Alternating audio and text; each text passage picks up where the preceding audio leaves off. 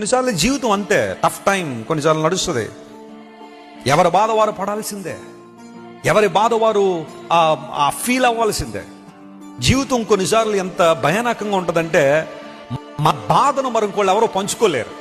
ఏమన్నా ఇప్పుడు నాకు తలనొప్పి వచ్చింది అనుకో, నీళ్ళు ఎవరైనా కొంచెం తీసుకోగలరా తలనొప్పి? వెస్లీ గారు మీరంటే మాకు బాగా గౌరవం అండి, 50% తలనొప్పి మాకు కొంచెం ఇవ్వండి అంటే ఇవ్వగలనా నేను? ఆ బాధ నేను పడాల్సిందే కదా.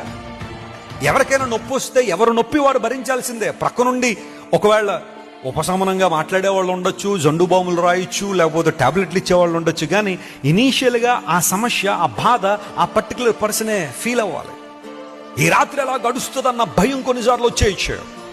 అలాంటి పరిస్థితుల్లోనే దేవుని వాగ్దానాలు మనం ఏం చేయాలి చెప్పండి?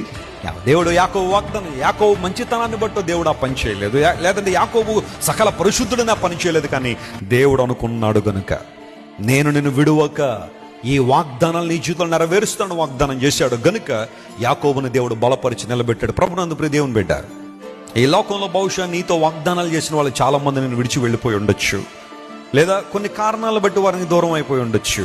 కానీ నీకు దూరం కానివాడు, వాగ్దానాలు మరిచిపోని వాడు ఎవరైనా ఉన్నారంటే అది కేవలం నీ ప్రభువు మాత్రమే. హల్లెలూయా.